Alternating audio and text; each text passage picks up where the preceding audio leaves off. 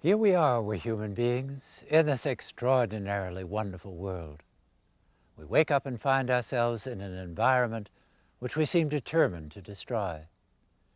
We find ourselves involved in a lifelong search for meaning, and we ask, is this world, beautiful, wonderful as it is, really all that there is?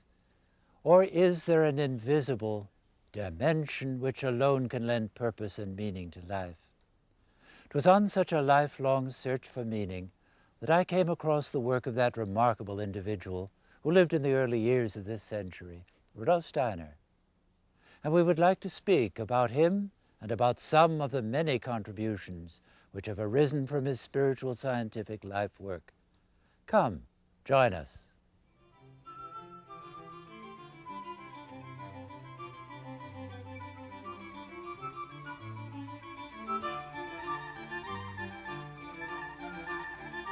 Rudolf Steiner's fundamental gift to mankind was the formation of the science of the spirit known as Anthroposophy, from the Greek words anthropos or man and sophia or wisdom.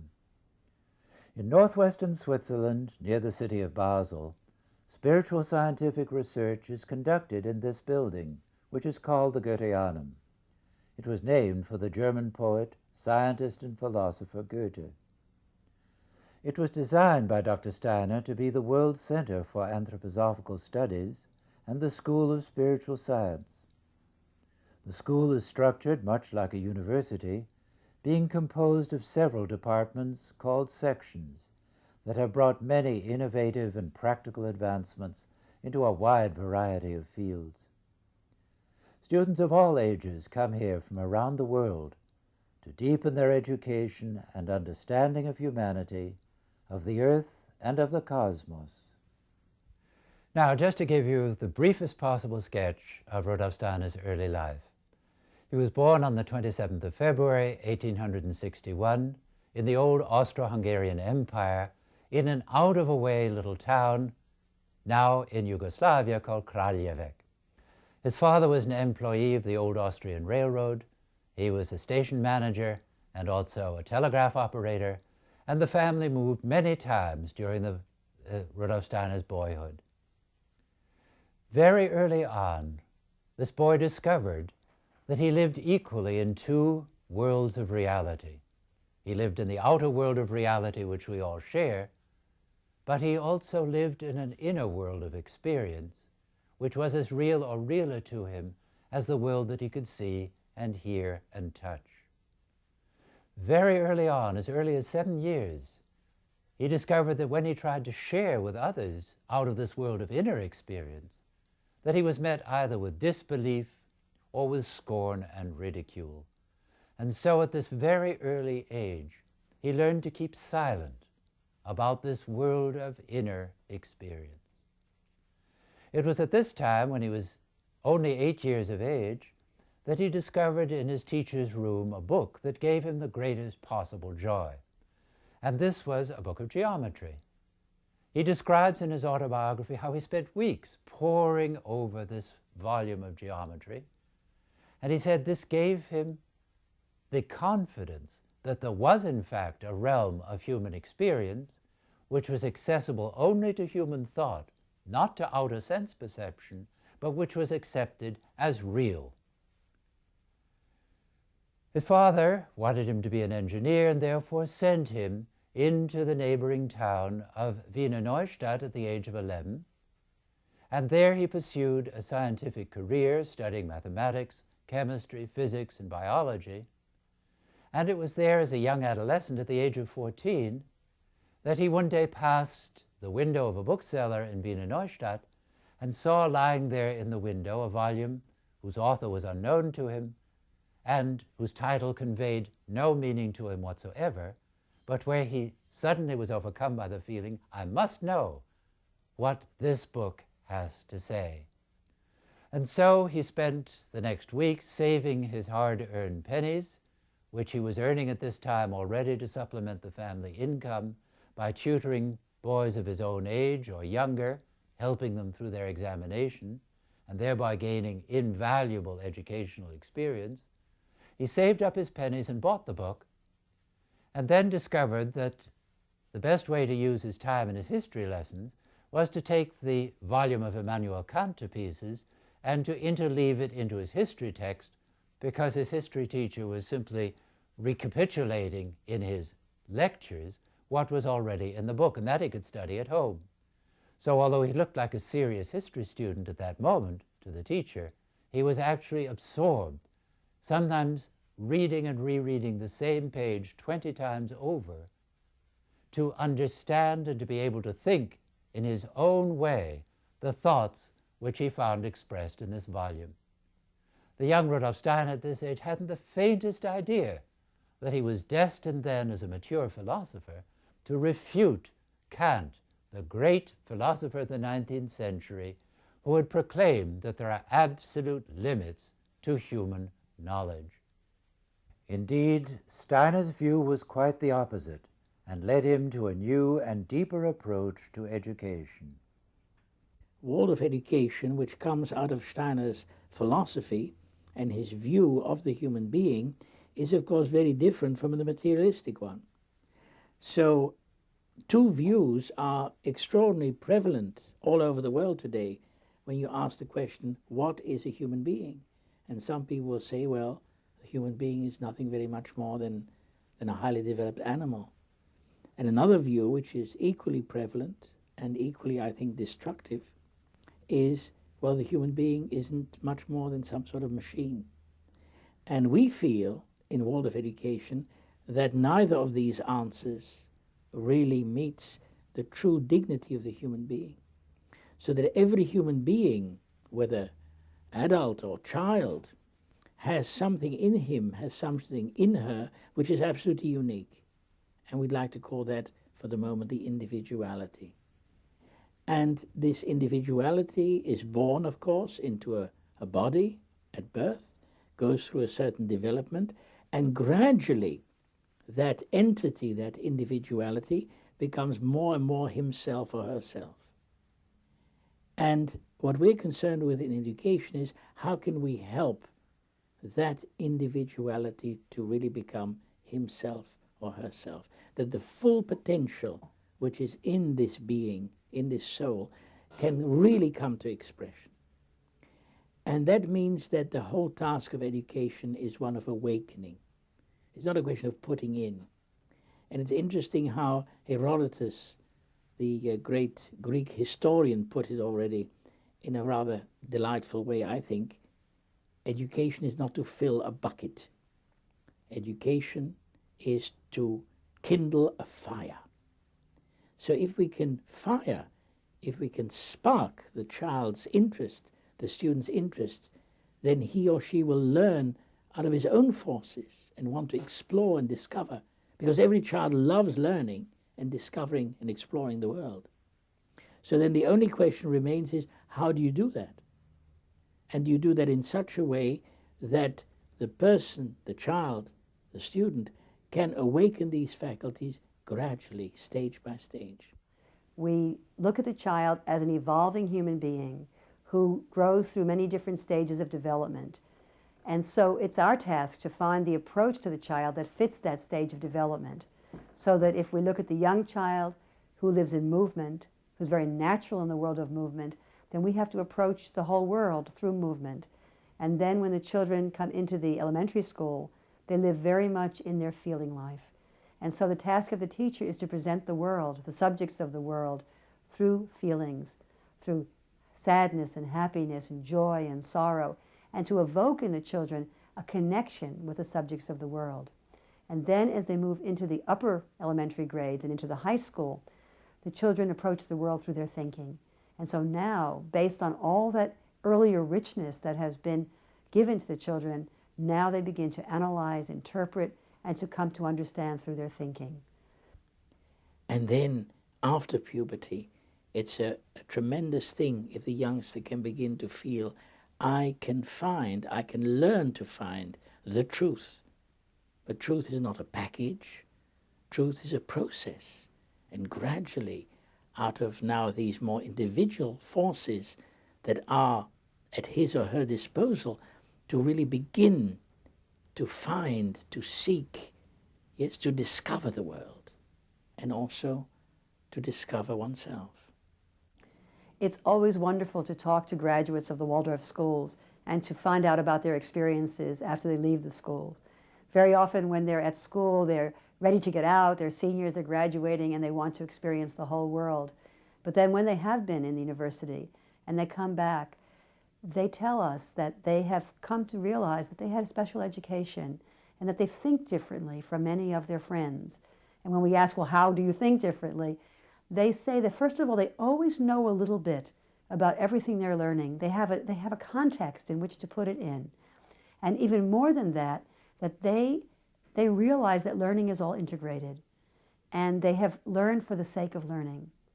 And their joy in learning and their understanding of the world as an entirety is something that they don't find their friends have. And they're very grateful for it. Often students will say, I knew I was going to go to medical school, and I told you I didn't have to learn history, and now I've decided I don't want to be a doctor, and I'm so grateful that I had history. Or why did I have to take history of music? And they get out into the big world and realize what a gift they've had. And so the fact that the curriculum is not an elective smorgasbord, but something that all students experience, becomes for them a great treasure. We rejoin the young Rudolf Steiner as he too had just graduated from high school. And thanks to the fact that his father had managed to get a position within commuting distance of Vienna, it was possible for the young 18-year-old then to begin his career as a student in the then world-famous Vienna Polytechnicum, one of the great scientific schools of that time. And this takes us to 1879 and the move to Vienna. As you can imagine, Vienna in the 1880s was a great center of music and of art and of science and intellectual life, into which Rudolf Steiner plunged with the greatest enthusiasm. His friendships in these years meant a tremendous amount to him. It was also during these years that, thanks to one of his professors at the University of Vienna, who also taught at the Polytechnic, where Rudolf Steiner was an enrolled student, Karl Julius Schröer, that he met for the first time the work of the German thinker and writer Goethe. We think of Goethe primarily as a dramatist, a poet, but Goethe thought of himself and of his major contribution as that of a natural scientist. And it was at the age of 22 that the young Rudolf Steiner was asked if he would edit Goethe's natural scientific works for one of the national editions of Goethe's work that was then in process of publication. It was thanks to the recognition which he won for this work with Goethe that then at the end of the 80s he received the honor of being invited to the center of all Goethe research, to the Goethe-Schiller archives in Goethe's native city of Weimar, where he moved then in 1890. Here he was asked to edit all of Goethe's natural scientific works, of which he had edited a number in Vienna. It was also during these Weimar years that he took his doctorate of philosophy at the University of Rostock and published his dissertation under the title Truth and Science. The Goetheanistic approach to natural scientific investigation was to become part of the very foundation of anthroposophy.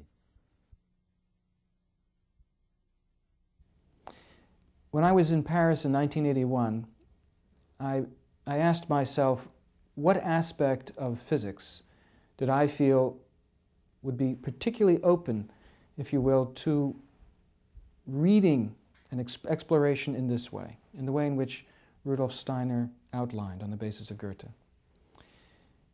Now, there are many aspects which could be approached that way. In principle, every aspect of natural science, I believe, is open to that. But for me, I chose the foundations of quantum mechanics. In particular, my area of research is quantum optics. That is to say, the modern study of light. What is light in its most fundamental nature? You can circle around the question from the standpoint of lasers and quantum optics. You can come at it from the simple standpoint of the sunset. You can think of it as an artist might. You can think of it as an Egyptian priest who saw light as the actual vision of Horus. Yeah? When the eye of Horus opens, there is light, and when it closes, there is darkness. So from the ancient all the way up to the most modern, one can circle round this being of light. The question then becomes, as a scientist today, working in a conventional scientific laboratory, are there yet new views, new ways of seeing this thing called light? Seeing it not only mathematically, which one of course does, but also trying to gain, as one moves into that domain, a kind of perception, artistic soul perception of the quality which is light. Not only the quantity which is light, but the quality which is light. The question which anthroposophy really raises is, into what do we place that knowledge? How do we extend and expand what it means to know, so that it includes dimensions to the nature of light, which normally are factored out and separated in our contemporary understanding. Traditionally, they were not separated out. Right? Robert Grosseteste, the founder, in some sense, of modern experimental science, was at the same time a bishop in England, a student of Dionysius the Areopagite, and his book on the celestial names. And at the same time as he's reading these theological tracts, he's also doing the first careful analysis of light from a scientific standpoint.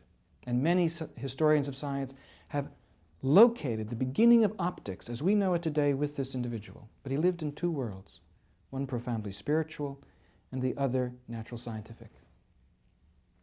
We have separated those worlds, and I think it is time for a rapprochement.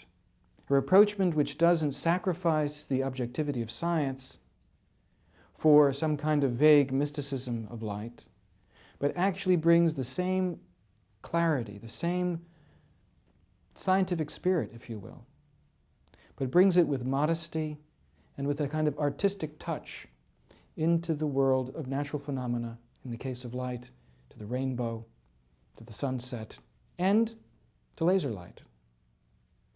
In each case, one can discover a natural law, which, as Emerson said, is always the flip side of a spiritual law.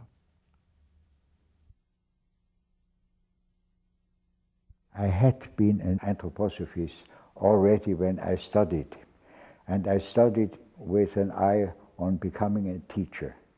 But then my destiny brought it that I had the chance to apply everything I had learned to a deepening of mathematics. One might ask, what is that deepening of mathematics coming through anthroposophy? In old times, mathematical concepts were used to give images of higher concepts about the divine nature of the world, even as meditation objects. Plato is said to have said, "No non-mathematician may enter my school," because he believed strongly in the quality of pure thinking as a basis to grasp the true essence, the true beings, ideas as they are called in Platonic philosophy. Among all philosophies I know, it is only in anthroposophy that there is such a high esteem of the pure mathematical thought as one of the strongest means to educate the mind to be independent of sense perceptions. Anthroposophy, if I'm to say it in a few words only, tends to give people the possibility of higher knowledge of a world of spiritual beings. But in this world, man would be lost with our present-day custom of thinking in sense-perceptible concepts only. The physical reality is that reality we know. The ideal reality is unknown in our time. It's only mere hot air. Now, anthroposophy has the idea and gives teachings how to develop inner forces to conceive more of that world of, not of ideas only, of spiritual beings, and to have mastery of one's soul in that world. It is extremely helpful to have that mastery about thinking which pure mathematics and even applied mathematics can give you. Rudolf Steiner moved from Weimar to Berlin just before the turn of the century. The Berlin years were radically different from those in Weimar. They were contemporary and avant-garde. Steiner became the editor of a literary magazine. He was a drama critic. He was producer and director of avant-garde theater. And in addition to that, for 5 years, he was one of the most popular of all the teachers in the great Karl Liebknecht Working Man's School. And it was during these years that an event of great importance in his biography occurred. We'll remember that in 1900, Rudolf Steiner was in his 40th year. And during all of these years since his childhood, he had been engaged in spiritual scientific experience and in genuine spiritual scientific research. And yet during all of this time, he had never been able to share with any audience the results of this second level of inner experience. And it was then in the year 1900 that Rudolf Steiner was invited to speak to a circle of people who are already interested in a spiritual science that had its origin in India and in the East, the circle of Theosophists around Count and Countess Brockdorf in Berlin. He was invited in September 1900 to speak about Nietzsche, who had died the previous month. This lecture was well received, and he was invited to return in a week's time to speak on a subject of his choice. He chose as that subject that remarkable fairy tale of Goethe, where, as he himself said, for the first time, he was really able to begin, even in a very modest way, to share some of his esoteric and inner experience. From this time on, he was a welcome guest in the circle of Theosophists, continuing his other work in the Working Man's School and in other associations. And this led then, in 1902, to Steiner's being asked to become the first leader of the then-to-be-formed German section of the Theosophical Society, of which Annie Besant was at that time the international president. He accepted with the understanding that he would never speak of anything which he was not able to speak of out of his own research and experience. He would not be merely a traditionalist. And with these years then, Rudolf Steiner steps forward as a teacher, an author, lecturer, and as a research scientist in the field of supersensible experience. From this time forward until his death in March 1925, Rudolf Steiner's life, public and private, was entirely devoted to his work as a spiritual scientist. It was during these years that he laid down his basic works: Theosophy, a study of the human being from the point of view of body, soul, and spirit; Knowledge of the higher worlds and its attainment, describing the path of individual self-development; and his fundamental cosmological work, Occult Science and Outline. During this time, Rudolf Steiner was also working with a number of physicians, including also the Dutch doctor, Dr. Ita Wegman, and developing his extended view of medicine, which also included a therapeutic work with the handicapped, which led to the establishment of schools and homes for the handicapped, the retarded, the maladjusted, which now exist on every continent of the globe. The Sonnenhof was one of the first homes for handicapped people who was founded in Europe. It was started around 1924, and it was at the beginning part of the Wegmann Clinic in Arlesheim, and later on it was separated in a separate home. At the moment we have around 130 handicapped people here, from kindergarten age up to grown-ups. The children here, I said they are handicapped. That means some of them are crippled, but all of them are mentally handicapped. Some are just epileptics, and we have autistic children, we have the Down syndrome here, we have the whole variety, if you could say, of handicappedness here. and they live in dormitories with 5 to 8 children, and we try to mix them. So in a dormitory we have perhaps one wheelchair, and we have other children who can speak and talk, and they can help each other. So if we would have dormitories with only wheelchairs, that would be too difficult for the children and for the teachers as well. Often we see that parents feel punished with a handicapped child. They ask themselves, why do we have a handicapped child? We are so good people. And we who work every day with them, we think a handicapped child is not a punishment. In the contrary, it is a gift. But we have to learn to know, we have to find out what gift it is, because we can learn so much from the handicapped children. The so-called normal people nowadays have so much difficulty in being direct, being normal in a way, showing their joy and their warmth. The handicapped is in a way so simple and can't hide it, and just brings the warmth and the love. And for us to experience this is a great gift, and to work with them every day. This is one side of our work. The other side is that we know that we have more than one life, and our next life is based on this life, on what we do now here. Now the handicapped children will have difficulties in building up their next life. So we are helping them now and here to have a almost normal life, that they can build up their next life on a good base. Anthroposophical medicine is an extended medicine because it does not oppose conventional medicine. We feel that conventional medicine has a lot of value and is also very appropriate for our times, but it is rather one-sided.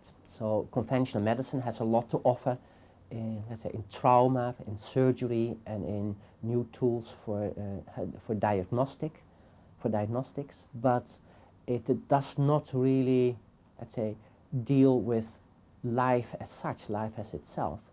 And so the approach of conventional medicine, which is very much based in the natural sciences, is, yeah, in our opinion, one-sided. And what we want to add in anthroposophical medicine is a way of dealing with life, and also see that health and disease are the different sides of one coin, that health and disease are both actually natural processes. And by studying also a disease process to get an understanding of what a disease process is, and therefore also finding the right answer. So I do a lot of clinical research. That means that we test out investigational drugs in people who are infected with the AIDS virus, with HIV, who have an HIV infection. And I'm also in the midst of applying for a formal, let's say, approval of the FDA to do a study, a clinical trial with Iscador, which is an anthroposophical medication which has been used over the last couple of decades, especially in Europe, in anti-cancer therapies.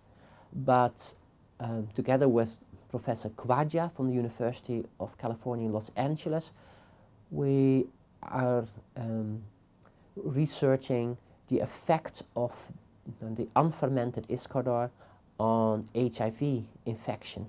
And the preliminary results are very promising. As a professor of pediatrics, I have to teach conventional medicine, but it is so important that this is taught in a way that the students learn the special responsibility we have towards our children, that we look at the child with devotion, that we really understand about the child development, how the individual here is going to incarnate into this body. And if we don't have this in mind, we will not teach pediatrics in a way that it can be practiced later on in life of those young doctors. I think it is very important that we have the right way of thinking around a child, even if we teach conventional medicine or conventional pediatrics. It makes a big difference the way the doctor handles a child. The child should never be an object of demonstration. So the way the doctor touches, the way the doctor handles an infant, for instance, or an older child, how he speaks to the mother and to the child is so important. And only by example this can be learned by the students.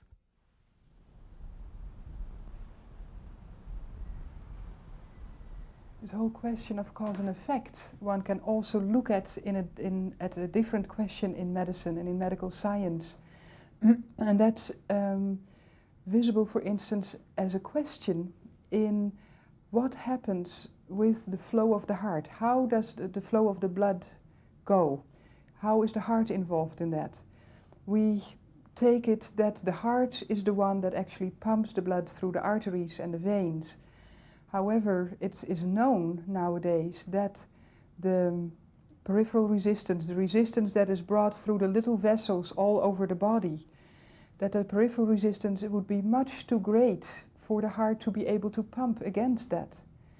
And another very interesting thing that is found is that in heart-lung machines, when people are doing open heart surgery, it has become clear that if you pump the blood through at the level that you would like, that doesn't work for the body. You have to adjust the heart-lung machine pumping to the flow of the blood that is offered by the body. And then as a third part of this question, one can look at embryology. In the chicken embryo it's very clear, but also in the human embryology it's clear that the flow of the blood is there before the heart is there. And so the question becomes then, if the heart is not pumping the blood, how does the blood flow? If it's not possible for the heart to do that, how does the blood flow? And it is these questions that in anthroposophical medicine one can try to think about. One can get tools to learn to think about these. But it's also very clear that we cannot stay with our normal way of thinking and only our sense impressions in that way.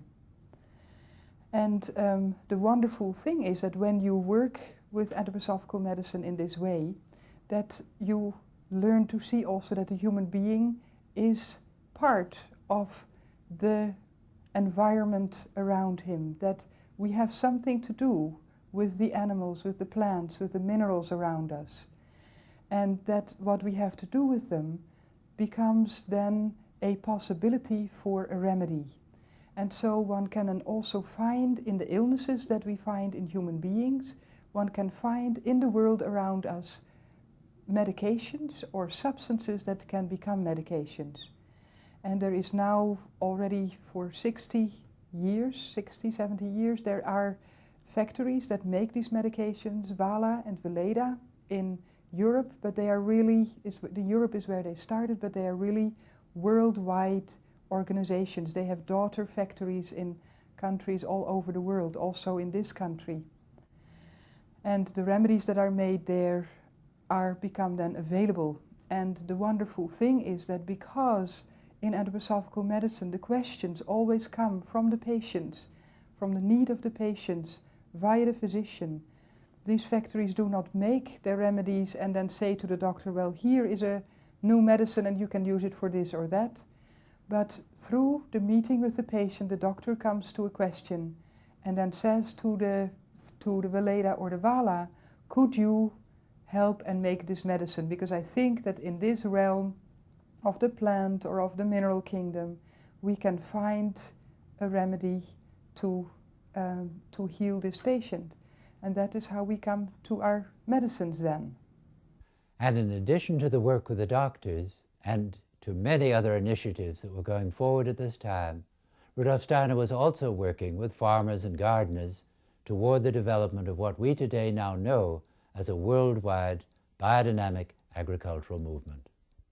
One of the most notable things about biodynamics, I think, for me, is the tremendous enthusiasm that it inspires among the people who use these methods and insights. And there are a number of reasons for it. People come to biodynamics out of their own search. Some people are interested to begin with in nutrition. This is an increasing thing because environmentally caused illnesses are growing quite a lot. So that's one reason people come to it. Another reason people come to biodynamics is because they are already established commercial growers, and either because of their own illnesses caused by agricultural chemicals or because they are tired of that way of looking at things, or, and this is more recent, because they are tired of spending the enormous amount of money on fertilizers and other chemicals. They decide that it's time to do something else. And I was told just the other day by a grower in Southern California that one of the main differences that he notices is that he says, you know, I used to spend all of my energy suppressing most of the life activity on my farm, and I wanted to just let a few different kinds of plants grow. I wanted to let there just be a few different kind of insects there, and I had to chemically suppress all the rest. So there was a tremendous battle going on, and I didn't realize until I stopped doing that and tried to take a more holistic approach and develop a balance within my farm between the various forms of life there, that I realized what a tremendous inner stress I had been under, always having to act out of a certain kind of sort of warfare of suppression. And now I feel like I'm working from within my farm in a very collaborative way there, as opposed to my trying to manipulate and suppress the processes. In biodynamics, we try to look at plant growth in its entirety. We don't only consider where the plant is growing on the earth, in the soil, but rather we try to see the whole environment. And that includes the immediate environment, but also actually it includes the sun, the moon, and the planets. And that is something we have to consider. We have to see the plant needing earthly nutrition as well as what comes in from above. So the farmer, the biodynamic farmer, has to know about the cycles of the year, of the moon, where the moon is standing, about the planets. That's something to consider. Now, how can we grow healthy food? How should food be that it can nourish us in the best way? Food should never be forced to be grown quickly. That won't bring results that are healthy for us. That will just make the food sick, as it would make us sick if we only eat sugar or chocolate. We need to have things that can slowly nourish us and that we are not pushed in a certain direction. Now, usually when we look at fertilizing our crops, the farmer thinks of, well, how do I feed this plant? And so they say this and that is needed. In biodynamics, we have a different approach. We look at, well, what does the soil need? What do I have to give to the soil that it can provide all the plant needs? So it goes indirect, it goes through the soil. And when the soil is healthy, then the plant can grow. So I look at my soil and then I decide what I have to give. I also look, what will this plant need? Will it have to grow fast? Does it need fresher manure or older? And that is what I will provide. Now we mostly fertilize with compost. And all the manures what we use are well composted.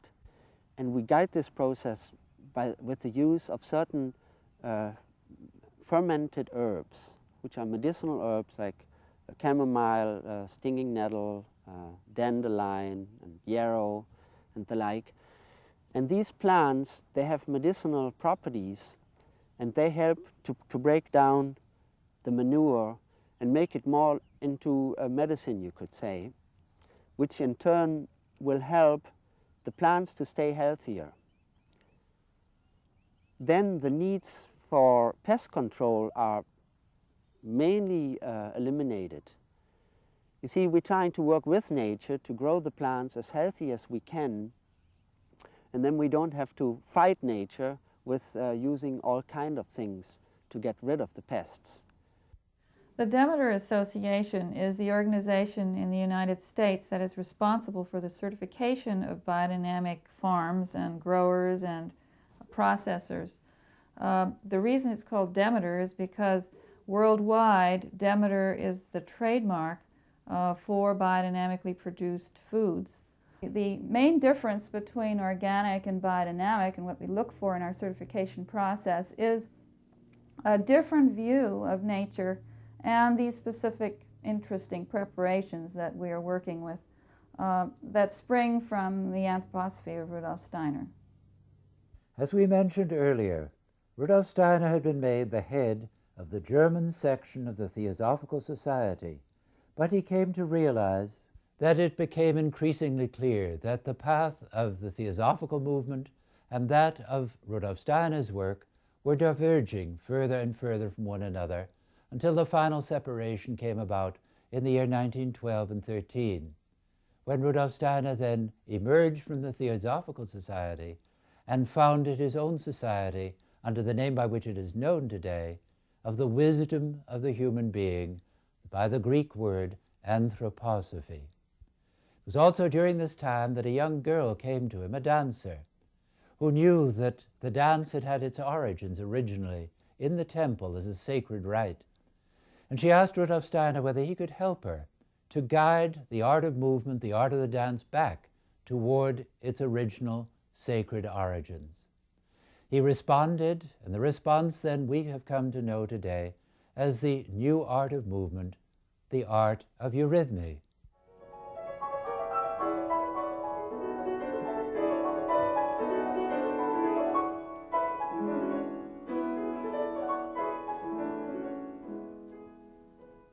Now one may ask the question, what is the difference between eurythmy and dance?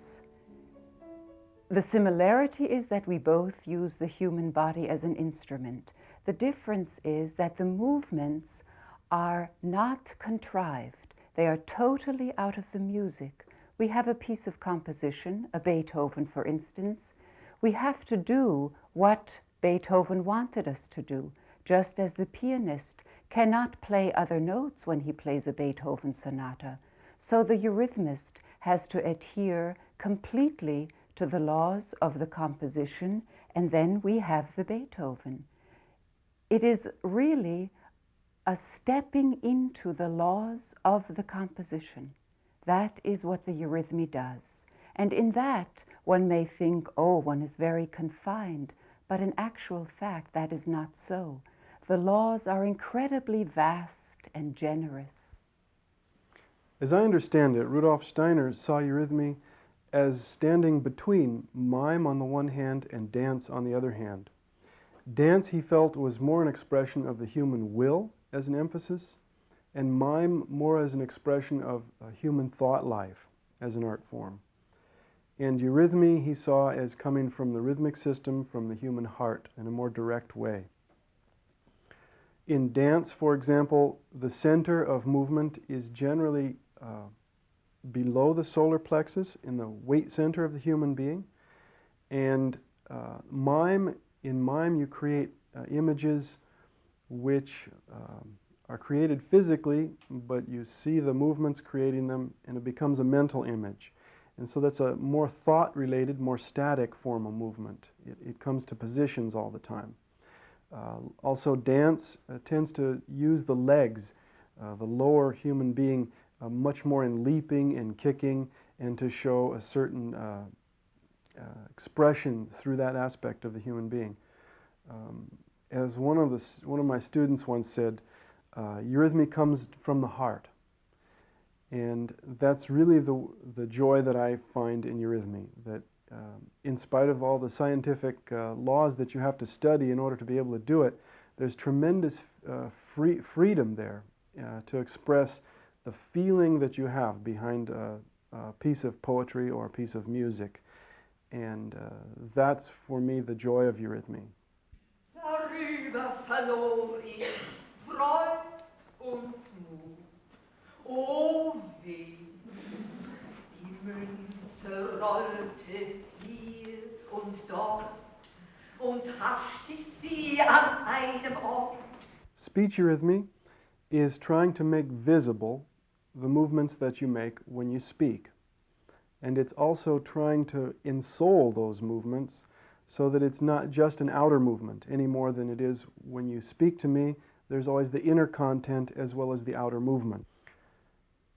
There are three different kinds of eurythmy. The most central one is eurythmy as an art form. Rudolf Steiner felt that that was the foundation of the other two. That was what came first. The second kind of eurythmy was pedagogical eurythmy. That's teaching eurythmy. It has a slightly different purpose than the performing eurythmy, different gesture. And the third kind of eurythmy is called curative eurythmy, and that's eurythmy that's done for people with various illnesses, and it's quite common in Europe. It's not so well known in the United States. Now the gestures are different. Performing eurythmy wants to speak directly from the eurythmist forward to the audience. In curative eurythmy, you want to do the movements in such a way that they react back on your own organism in a healing way. And pedagogical eurythmy is somehow between those two, because the main goal, of course, is not to produce performers necessarily, but to have a pedagogical effect on the developing children. That is to help them in their development and their growth as individuals, and so that they bring whatever gifts that they have to fruition, to flower somehow. So you're not necessarily disappointed if you have some students in the class who are having a difficult time in eurythmy. But likewise, the goal is not to make the teacher look good with a great performance, but yet the students should show their work to their parents and to their classmates and their teachers, because it is an art form, just as painting or drawing is an art form. But it's the process rather than the product that's the main goal in the teaching work. It was also the artistic work, the work with the dramas, the work with the arts, that called for the need for a building which could house in an appropriate and beautiful way the work that was being developed within the movement itself. At first this was to have been designed and built in the city of Munich, but when that proved to be unpractical, land was offered to Rudolf Steiner in the northwest corner of Switzerland, in Dornach, where in September of 1913, less than a year before the outbreak of the First World War, the cornerstone for a most remarkable structure for which Rudolf Steiner was to be the architect-designer was laid. This building was indeed a most remarkable structure. It consisted of two domes of unequal size which intersected one another. The interior of both domes were carved in many different woods, and the interior of the domes themselves were painted in flowing colors, depicting the evolution of humanity and of the earth. This building was under construction for 10 years. During that time, men and women from 17 different nations worked side by side on its construction, along with the paid Swiss workmen. Many times the great guns sounded back and forth across the Rhine as they dueled between the French and the German lines. And many of the people who worked together as volunteers on this building, as sculptors, as painters, as helpers in one way or another, they had to say goodbye to each other in order to go off to fight in opposing armies.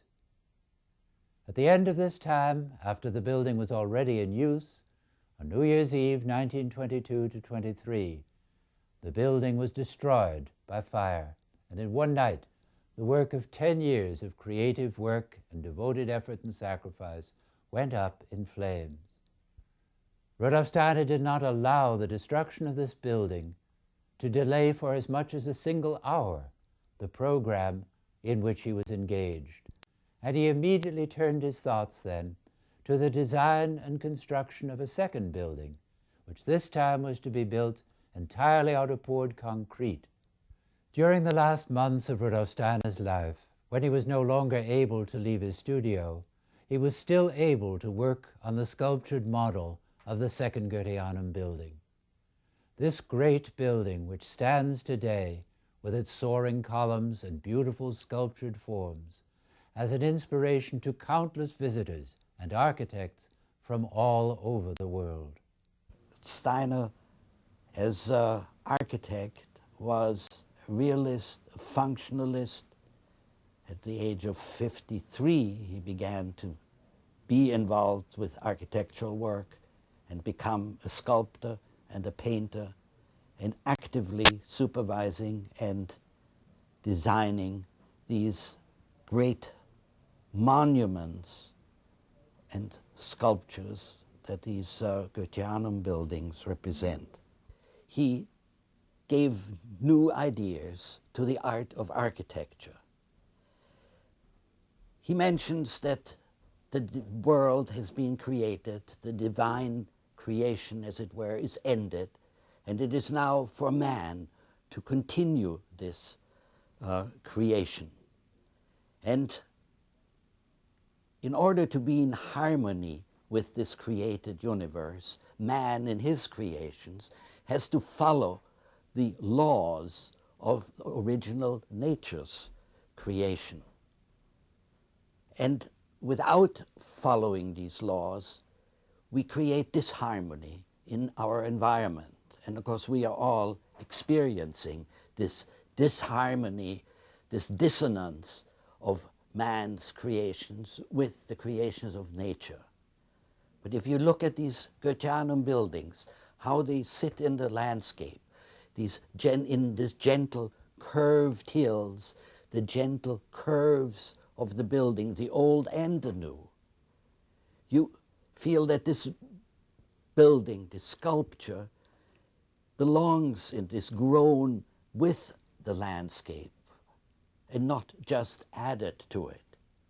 A building that has in its grandeur a humility to surrender, to merge with the outer environment. Our buildings have arrogance in that we are making ourselves totally independent of our environments.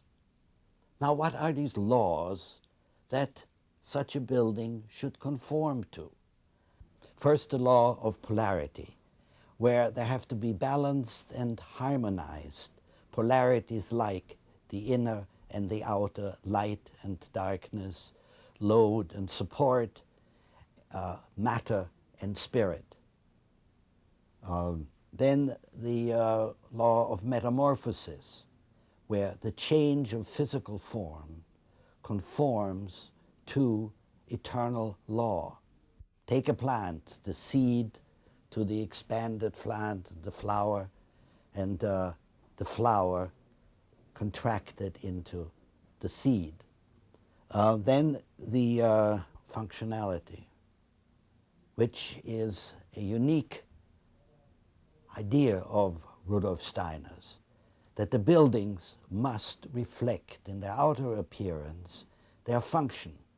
By that, he does not mean a mechanical function like the motor or something, but rather that the shape, the form of the oak leaf represents the function of the oak tree.